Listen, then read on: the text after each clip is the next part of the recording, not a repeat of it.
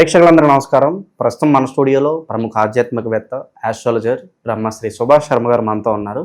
మే నెలలో కర్కాటక రాశి వాళ్ళకి ఏ విధంగా ఉండబోతుందో గురుగారిని అడిగి తెలుసుకుందాం. నమస్కారం గురుగారు. శ్రీమాత్రేమండి. గురుగారు, మే మాసంలో కర్కాటక రాశి వాళ్ళ పరిస్థితి ఎలా ఉండబోతుంది? 5 గ్రహాలు మారబోతున్నాయి మనకి నెల. మరి గ్రహ మార్పులు వీళ్ళకి పాజిటివ్ ఫలితాన్ని ఇస్తుందా, నెగిటివ్ ఫలితాన్ని ఇస్తుందా? ఎలా ఉండబోతుంది గురువు? తప్పకుండా తెలియజేస్తారని ముందుగా ప్రేక్షకులందరికీ శ్రీమాత్రే నమః, శ్రీ గురుభ్యో నమః. నమో దేవ్యై మహాదేవ్యై శివాయై సతతం నమః. నమ ప్రకృత్యై భద్రాయే నిహతాం ప్రణతాస్మిత. కర్కాటక రాశి వారికి ఈ నెలలో చూసుకుంటే అద్భుతమైనటువంటి ఫలితాలు కనిపిస్తున్నాయి. కొంతవరకు పాజిటివ్ ఫలితాలే ఉన్నాయి. అంత నెగిటివ్ చెప్పుకోదగ్గటువంటి విషయాలు ఏమీ కనిపించట్లేదు. ఎందుకంటే వీళ్ళకు 11వ స్థానంలో రవి సంచారం వల్ల ఈ మాసం వీళ్ళకు చాలా కలిసి వచ్చేటటువంటి మాసం అని చెప్పుకోవచ్చు. విద్యార్థులకు మంచి విద్యా లాభం కలిగేటటువంటి అవకాశం ఉంటుంది. అలాగే ఉద్యోగులకు మంచి ఉద్యోగ అవకాశాలు కలిగేటటువంటి అవకాశాలు కనిపిస్తాయి. విందులు వినోదాలు ఎక్కువగా పాలుపంచుకుంటారు. ఈ నెలలో ఆస్తులు కొనుగోలు బంగారం కానివ్వండి, ఇళ్ల స్థలాలు కానివ్వండి, లేదా అపార్ట్మెంట్స్ కానివ్వండి, ఏదో ఒకటి కొనుగోలు చేసేటటువంటి అవకాశాలు వీళ్ళ జీవితంలో ఏర్పడుతూ ఉంటాయి. ఈ మాసంలో చెప్పుకోవాలంటే వీళ్ళకు చాలా అద్భుతమైనటువంటి మాసం. ఇప్పుడు ఈ మాసం వీళ్ళకు కలిసి వచ్చేటటువంటి మాసంగా చెప్పుకోవచ్చు. అందులోనూ కర్కాటక రాశి వారికి వివాహం కానటువంటి వారికి ఈ మాసంలో తప్పకుండా వివాహం కుదిరేటటువంటి లక్షణాలు కనిపిస్తూ ఉంటాయి. మంచి విద్యా అర్హత ఉన్నటువంటి వారికి ఉద్యోగ అవకాశాలు పిలిచి మరి ఉద్యోగాలు ఇచ్చేటటువంటి లక్షణాలు ఏర్పడుతుంటాయి. కాబట్టి ఈ మాసము వాళ్లకు చాలా అనువైనటువంటి మాసము, పట్టిందల్లా బంగారం అయ్యేటటువంటి మాసము అని చెప్పుకోవచ్చండి. గురుగారు, కర్కాటక రాశి అంటేనే ఆశ్లేష నక్షత్రం గురించి మాట్లాడుతూ ఉంటారు. అవునండి. ప్రత్యేకంగా వీళ్ళకి ఎలా ఉండబోతుంది అన్న విశేషంగా? అయితే నక్షత్ర జాతక ప్రకారం గనక తీసుకుంటే, నక్షత్ర పారిజాతం అనేటువంటి గ్రంథం ప్రకారంగా తీసుకుంటే, ఈ ఆశ్లేష నక్షత్రం కర్కాటక రాశి వారు ఎవరైనా కానీ వాళ్ళు ఆశ్లేష నక్షత్రంలో జన్మిస్తారు. కాబట్టి ఆశ్లేష నక్షత్రంలో జన్మించిన జాతకులు తప్పకుండా ఆశ్లేష బలి ప్రధానాన్ని చేసుకోవాలని నక్షత్ర పారిజాతంలో చెప్పినటువంటి విషయం. ఇప్పుడు మనం గోచార ఫలితాలు చెప్పుకుంటున్నాం కాబట్టి రాశి ఫలితాల్లో కనుక చూసుకుంటే ఈ మాసం వీళ్ళకు చాలా అద్భుతంగా ఉంటుంది. కానీ ఈ రాశి వాళ్ళకు ఉన్నటువంటి నెగిటివ్ ఇంపాక్ట్ ఏంటి అంటే, కర్కాటక రాశిలో ఆశ్లేష నక్షత్రంలో పుట్టినటువంటి జాతకులకు వైవాహిక జీవితంలో ఇబ్బందులు ఉంటూ ఉంటాయి. ఆర్థిక పరమైనటువంటి ఇబ్బందులు ఎదుర్కొనేటటువంటి పరిస్థితులు ఉంటాయి. జీవితంలో వీళ్ళు చాలా పైకొద్దామని చెప్పి చాలా కష్టపడుతూ ఉంటారు. జీవితంలో స్థిరత్వం అనేటటువంటిది ఉండదు. అలాగే వీళ్ళు జీవితంలో కష్టపడ్డటువంటి దానికి ఫలితం దొరకదు. ఇలాంటివి ఎన్నో రకాలైనటువంటి వ్యతిరేకతలు వీళ్ళ జీవితంలో ఎదురవుతూ ఉంటాయి. కాబట్టి అలాంటి దానికి శాశ్వతమైనటువంటి పరిష్కారం ఏంటి ఈ జాతకులకు అంటే, నక్షత్ర ముహూర్త చింతామణిలో ఇచ్చినటువంటి విశేషం ఏంటి అంటే ఆశ్లేష బలి ప్రధానాన్ని చేయించుకోవాలి. ఎందుకంటే వీళ్ళు సర్పజాతకులు అయి ఉంటారు.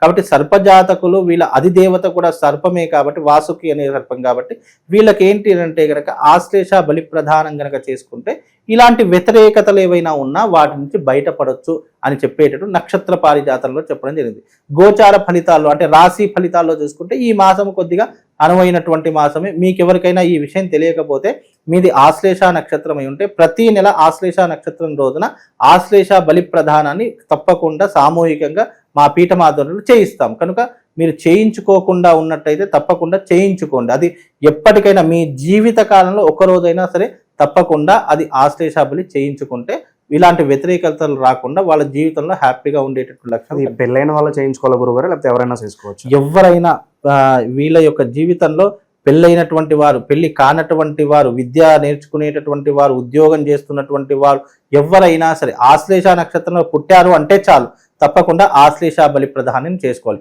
పుట్టిన పిల్లవాళ్ళకు అవసరం లేదు. ఎప్పుడైతే వీళ్ళకు 15 సంవత్సరాలు దాటుతాయో అంటే స్త్రీలకైతే పుష్పవతి అయిన తర్వాత, పురుషులకైతే 15 సంవత్సరాలు దాటుతాయో అప్పుడు ఇది చేసుకోవాలి. 15 సంవత్సరాల లోపు ఆశ్లేష నక్షత్రం అయితే అవసరం లేదు. 15 సంవత్సరాలు దాటిన తర్వాతనే ఆశ్లేష బలి ప్రధానాన్ని చేయించుకోవాలి. ఇక ఈ నెల విషయానికి వస్తే, మేము వ్యాపారం చేయాలనుకుంటున్నాము గురుగారు, మాకు ఎలాంటి వ్యాపారాలు కలిసి వస్తాయి అంటే ఏం చెప్తారు? వీళ్ళకు వ్యాపారం అనేటటువంటిది తప్పకుండా కలిసి వచ్చేటటువంటి వ్యాపారాలు కనుక తీసుకుంటే పాల వ్యాపారం కలిసి వస్తుంది. పాలకు సంబంధించినటువంటి స్వీట్ షాప్స్ కానివ్వండి, లేదా బేకరీస్ కానివ్వండి, లేదా కిరాణా షాపులు లాంటివి కానివ్వండి, రియల్ ఎస్టేట్ రంగం కానివ్వచ్చు, స్టాక్ మార్కెట్ కావచ్చు, వీళ్ళకు అంటే ఈ ఫైనాన్షియల్ బిజినెస్ కావచ్చు, వీళ్ళకు చాలా కలిసి వచ్చేటటువంటి అంశాలుగా చెప్పుకోవచ్చు.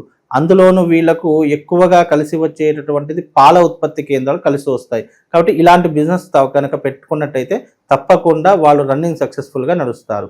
అందులోనూ వీళ్ళకు ఈ యొక్క కర్కాటక రాశి వారికి ఈ నెల చాలా అద్భుతంగా ఉంది. కాబట్టి వీళ్ళు ఏదైనా బిజినెస్ పెట్టాలి అని అనుకుంటే గనక పౌర్ణమి తర్వాత మే 12 తర్వాత బిజినెస్లో ఎంటర్ అవ్వండి. లేదా కొత్త బిజినెస్ పెట్టాలని అనుకుంటే కనుక కొత్త బిజినెస్ మే 12 తర్వాత పెట్టేటటువంటి ప్రయత్నం చేసుకోండి.